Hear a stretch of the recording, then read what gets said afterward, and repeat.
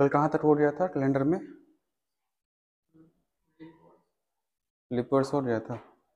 Leap वर्ष में विषम दिन कितने होते हैं? लीप वर्ष में विषम दिन कितने होते हैं?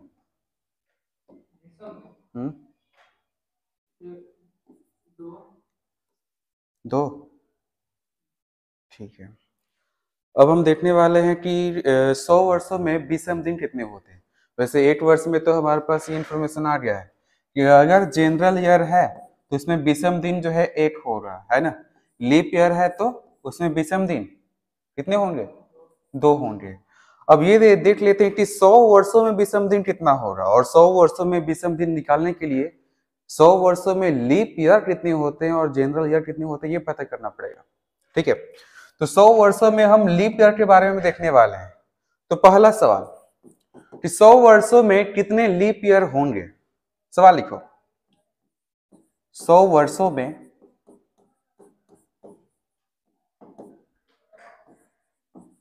लीप वर्षों की संख्या क्या होगा।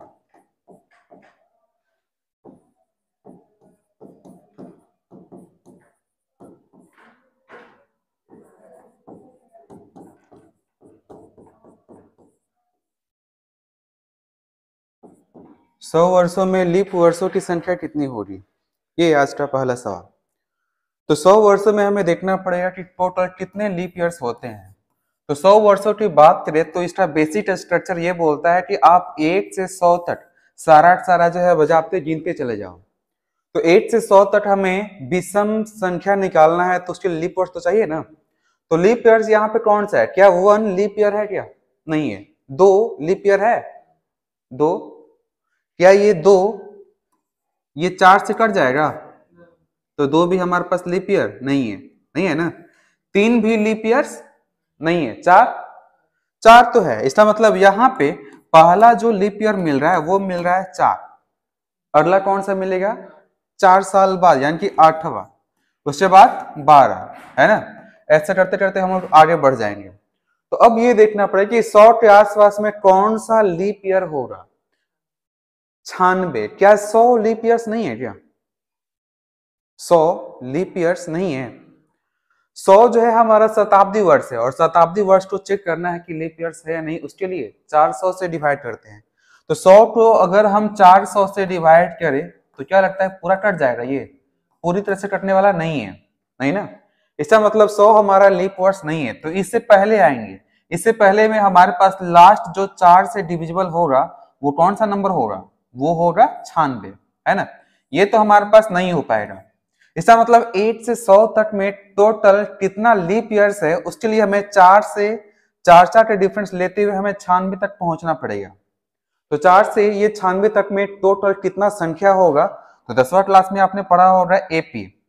एपी में अगर एन निकालना है तो क्या फॉर्मूला होता है, अंतिम पद माइनस प्रथम पद बटा में डिफरेंस। अंतिम पद माइनस प्रथम पद बटा में डिफरेंस यहाँ पे कितना का है, 4 का है। उसके बाद इसमें जो है 8 जोड़ना पड़ता है। ये फॉर्मूला कहां से आ रहा है, तो ये ए एन के फॉर्मूला से आ रहा है। ए एन बराबर फॉर्मूला क्या होता है, A plus N minus 1 into D होता है ना। ये पहला पद होता है, ये वाला अंतिम पद होता है, ये एन की संख्या यहाँ पे है यहाँ पर, और ये वाला डिफरेंस है। तो ए वाला इधर जाता है तो हमारे पास क्या हो जाएगा, ए एन माइनस ए, और ये मल्टीप्लाई में है ना डी, ये कहाँ चल जाएगा, डी बट्टा में यहाँ पर डी आ जाएगा। और ये एन का वैल्यू चाहिए तो 1 वाला जो माइनस में था इधर आया तो ये +1 हो जाएगा। यही वाला फॉर्मेट हूबहू यहाँ पे अप्लाई किया गया है। ये ए एन माइनस ए बट्टा में डी +1। जब हमारे पास ये सीरियल वाइज चल रहा हो और डिफरेंस लगातार हो, सेम हो, तो अंतिम में से पहला घटाएंगे और 2 के बीच का डिफरेंस यहाँ पे नीचे में लिखेंगे और 8 जोड़ देंगे। तो आइए देख लेते हैं कितना हमारे पास मिल रहा है। 96 में से 4 गया तो कितना आ जाएगा, 92 आ जाएगा। और 92 को 4 से भाग देने पे कितना आ जाएगा पता है, ये आ जाएगा 23। कितना आ जाएगा, 23। 23 में 8 जोड़ने पे कितना हो जाएगा, यहाँ पे आ गया 24। इसका मतलब 100 वर्षों में लीप वर्षों की संख्या कितना हो जाएगा, 24 हो जाएगा। क्या हो जाएगा यहाँ पर, 24 लीप ईयर। ठीक है, ये तो हमारे पास 24 लीप ईयर आ गया। तो 100 वर्षों में 24 लीप ईयर आया। लीप ईयर 100 वर्ष यहाँ पर कर लेते हैं। 100 वर्षों में यहाँ पे लीप ईयर कितना मिल गया? 24 मिला ना। तो इन 100 वर्षों में जनरल ईयर कितना हो रहा है? साधारण वर्ष कितने होंगे इसमें? तो 100 में से 24 घटाना पड़ेगा, कितना आ जाएगा? 76 आ जाएगा, आएगा। उस वाले का आंसर हमारे पास आ चुका है 24, है ना। अब हम ये देख लेते हैं कि 100 वर्षों में विषम दिन कितना होगा। तो 100 वर्षों में लीप ईयर हो गया 24, जनरल ईयर हो गया 76। अब एक लीप ईयर में विषम दिन कितने होते हैं? 2 होता है। तो इस वाला में 2 से मल्टीप्लाई करेंगे, 24 दूनी 48 हो जाएगा। और एक जनरल ईयर में कितने विषम दिन होते हैं? 1 होता है, तो इसमें 1 से मल्टीप्लाई, ये हो गया 76 विषम दिन। अब ये विषम दिन जो है 48 और 76 ये 7 से काफी ज्यादा है, तो हम क्या करेंगे? यहाँ पर विषम दिन निकालने के लिए 7 से भाग देंगे और शेषफल लिखेंगे। यहाँ पे 7 से भाग देने पे शेषफल कितना आ जाएगा? शेष कितना आ जाएगा?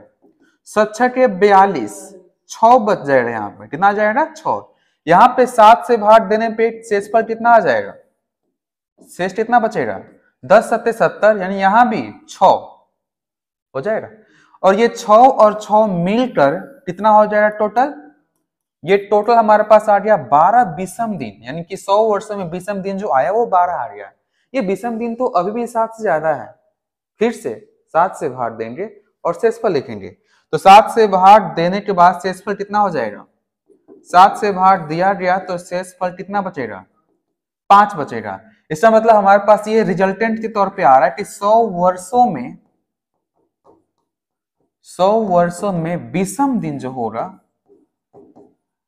विषम दिन वो कितना हो जाएगा?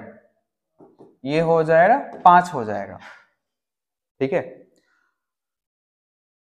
100 वर्षों में विषम दिन आ गया 5। अब यहीं पे कोई पूछ दे कि बताइए 200 वर्षों में विषम दिन कितना होगा? 5 दूनी 10। तो क्या ये 10 7 से अभी भी ज्यादा है क्या? ज्यादा तो है। और विषम दिन जो है कभी भी 7 से ज्यादा नहीं होना चाहिए। 7 से ज्यादा आ रहा है तो 7 से भाग देंगे और शेषफल लिखेंगे। तो यहाँ पे 100 दूनी 200 होता है, तो 5 दूनी यहाँ पे 10 होना चाहिए, लेकिन 10 तो 7 से ज्यादा है, तो हम क्या करेंगे? यहाँ पे 7 से भाग देंगे, शेषफल यहाँ पे लिख लेंगे। कितना आ जाएगा? 3 आ जाएगा, ठीक है। 300 वर्षों में अगर आ जाए तो कितना? 1। कैसे? तो 100 में 5, तो 300 में 100 300 है ना, तो 5 कितना हो जाएगा? 15 हो जाएगा। ये कितना हो जाएगा? 15। 15 7 से ज्यादा है तो 7 से भाग देंगे, 7 दूनी 14, तो यहाँ पर कितना आ जाएगा? 1 आ जाएगा। वही अगर हम बात करें 400 वर्षों में, तो 50 के 20 हो जाएगा ना, 50 के हो जाएगा 20। लेकिन ध्यान रहे इन 400 वर्षों में जो अंतिम 400 वर्ष होगा ये स्वयं भी लीप वर्ष आ जाएगा, और ये इसके लीप वर्ष होने से 1 दिन बढ़ जाएगा। और जैसे ही इसमें 1 दिन बढ़ेगा तो इसमें विषम दिन की संख्या कितना आ जाएगा? ये आ जाएगा 21, और 21 को 7 से भाग देंगे तो शेषफल 0 आ जाएगा। यानी 400 वर्षों में विषम दिन जो होंगे वो होंगे 0। उसी तरह से 400 के मल्टीपल में जितने भी नंबर आ जाएंगे, जैसे 400 हो गया, उसके बाद 800 हो गया, तो 800 को हम आसानी से लिख सकते हैं 400 प्लस 400। 400 का 0 तो अगला 400 का भी 0, अगला 400 का भी 0। इस तरह से हमारे पास 400 का मल्टीपल जितना भी आ जाए, 800 आ जाए, 1200 आ जाए, 1600 आ जाए, ये 2000 वर्ष आ जाए, या फिर 2400 आ जाए, इस तरह से जितना भी हमारे पास आ जाएगा उन सब पे क्या हो जाएगा? 0 ही हो जाएगा, ठीक है।